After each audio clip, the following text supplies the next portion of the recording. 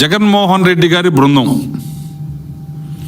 జగన్మోహన్ రెడ్డి గారితో పాటు ఈ రాష్ట్రంలో వ్యవసాయ రంగాన్ని దివాళా తీయించడానికి, రైతాంగాన్ని అష్ట కష్టాలు పెట్టడానికి శక్తి వంచన లేకుండా కృషి చేసినటువంటి ఒక అరాచకపు బృందం అంబటి రాంబాబు గారి లాంటి సభ్యులతో కూడినటువంటి బృందం 2 రోజులుగా వాళ్ళ సహజత్వాన్ని బయటపెట్టుకొని, వాళ్ళకున్నటువంటి గుణం ఏదైతే ఉందో ఈ రాష్ట్రంలో వ్యవసాయం పట్ల, రైతుల పట్ల వాళ్ళ ఆలోచన ఏమైతే ఉందో దాన్ని వ్యక్తీకరిస్తూ ఉన్నారు. అరేరే, నిన్న ప్రెస్ మీట్ పెట్టి వాళ్ళ ఆక్రోశం వెళ్ళగక్కుతూ ఉన్నారు. వాళ్ళు కడుపు మంటని వెళ్ళగక్కుతూ ఉన్నారు. వాళ్ళే స్వయంగా చెప్తున్నారు, కడుపు మండిపోతూ ఉంది, కళ్ళల్లో నిప్పులు పోసుకున్నట్టుంది, గుండె తరుక్కుపోతున్నట్టుంది, రైతులు ఇంత ఆనందంగా ఉండటం ఏంటి, ఇది మేము చూడలేకపోతున్నాము అనేటువంటి భాష వ్యక్తీకరిస్తూ ఉన్నటువంటి పరిస్థితిని మనం మీడియాలో చూస్తూ ఉన్నాం. విత్తనం నుంచి విక్రయం వరకు గత 5 సంవత్సరాలుగా విత్తనం నుంచి విక్రయం వరకు అడుగడుగునా రైతును దగా చేసినటువంటి జగన్మోహన్ రెడ్డి ప్రభుత్వం ఈరోజు రైతులకు అన్యాయం జరిగింది, అన్నదాతకు అండగా ఉంటాము, అందుకని బజార్కు వస్తాము, 13వ తేదీన అన్ని జిల్లా కేంద్రాల్లో కూడా కార్యక్రమాలు నిర్వహిస్తామని చెప్తా ఉన్నారు.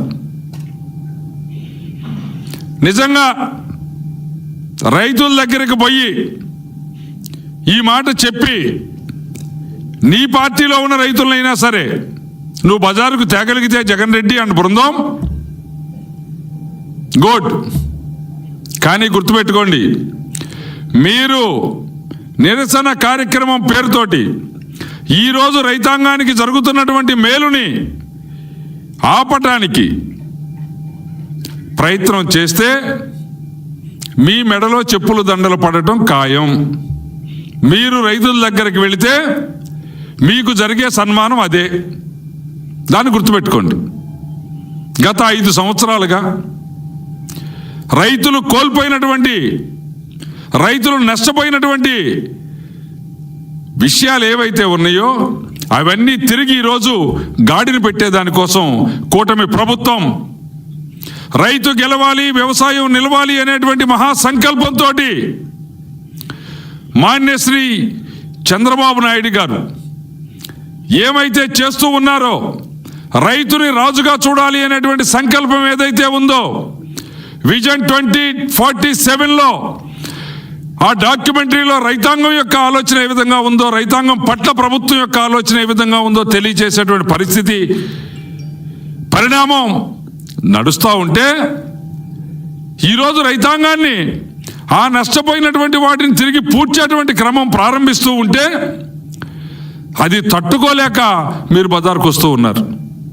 5 సంవత్సరాల్లో ఏ రోజన్నా సూక్ష్మ పోషకాల గురించి, మైక్రో న్యూట్రియంట్స్, ఈరోజు రైతాంగం ఆఫీసుల చుట్టూ కూడా తిరిగి అయ్యా 5 సంవత్సరాలుగా నష్టపోయాం, భూసార పరీక్షలు లేవు, భూమికి సూక్ష్మ ధాతువులను అందించేటువంటి పరిస్థితి లేకుండా పోయింది, మా భూములు గుల్లబారిపోతూ ఉన్నాయి, మా భూములు సౌడు తేలిపోతూ ఉన్నాయి, మా భూములు సారం కోల్పోతూ ఉన్నాయి, మా భూములు రోగిష్టిగా మారిపోతూ ఉన్నాయి, తిరిగి ఆదుకోండి, కూటమి ప్రభుత్వం వచ్చిందని రైతాంగం మాట్లాడుతూ ఉంటే ఈరోజు వ్యవసాయ శాఖకు సంబంధించినటువంటి మొత్తం డిపార్ట్మెంట్, గ్రామ స్థాయి నుంచి జిల్లా స్థాయి వరకు, రాష్ట్ర స్థాయి వరకు ఉన్నటువంటి ఈ రెవెన్యూ డిపార్ట్మెంటు, ఈ ఇరిగేషన్ డిపార్ట్మెంటు, ఈ ఎనర్జీ డిపార్ట్మెంటు, ఈ అగ్రికల్చర్ డిపార్ట్మెంట్కి తోడై రైతాంగాన్ని ఉన్నత స్థితిలో నిలిపేదానికోసం ప్రయత్నం చేస్తూ ఉంటే ఈరోజు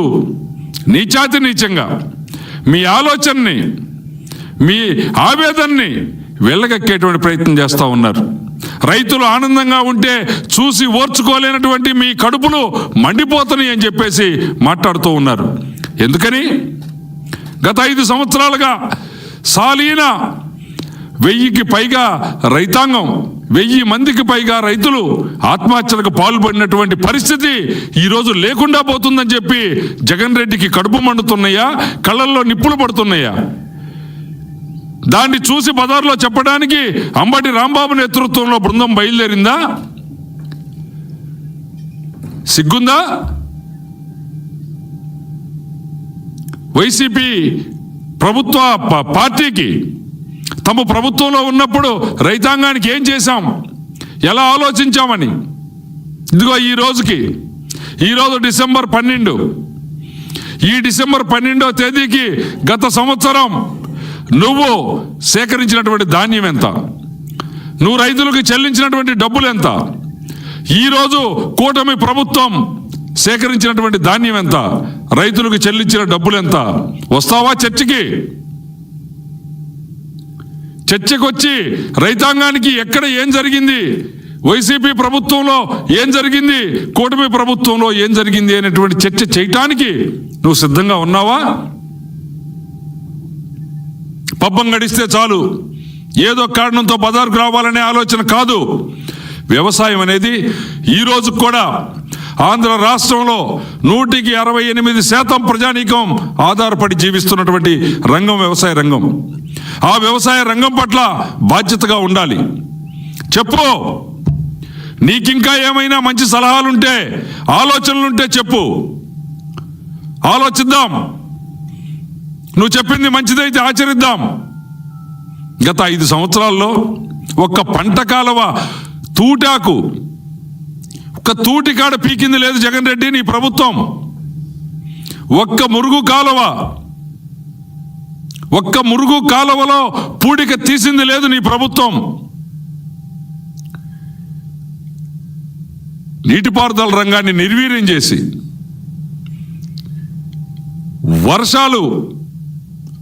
వర్షం వస్తే వరదగా మారేటువంటి పరిస్థితిని సృష్టించినటువంటి దుర్మార్గమైన ప్రభుత్వం ఇది. కొద్దిపాటి వర్షాలకే పంట పొలాలన్నీ మునిగిపోయేటువంటి పరిస్థితి, మురుగునీటి వ్యవస్థ లేక.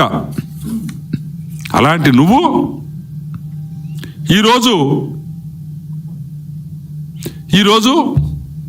కూటమి ప్రభుత్వంలో రైతులకు అన్యాయం జరిగింది, దానికోసం అండగా ఉంటాం, బజారుకు వస్తామని చెప్పి మాట్లాడుతూ ఉన్నావు.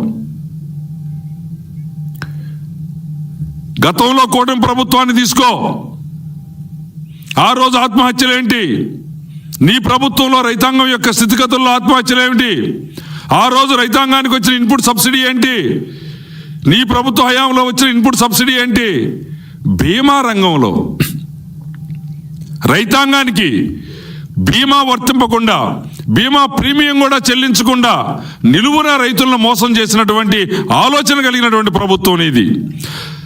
సాక్షాత్తు ఈనాటి ముఖ్యమంత్రి, ఆనాటి ప్రతిపక్ష నేతగా ఉన్నటువంటి మాన్యశ్రీ చంద్రబాబు నాయుడు గారు అసెంబ్లీలో నేలపైన కూర్చొని చెప్పండి ఈ బీమా పరిస్థితి ఏమిటి, ఈ ప్రీమియం చెల్లింపు ఎప్పుడు అని అడిగితే రాత్రి 1 గంటకి బీమా చెల్లించినటువంటి పరిస్థితి నీది. ఈరోజు నువ్వు వచ్చి రైతులకు ఏదో జరిగిపోయింది, నిజమే రైతులకి జరిగిపోయింది, రైతులకి మేలు జరుగుతూ ఉంది, రైతులకి విత్తనం నుంచి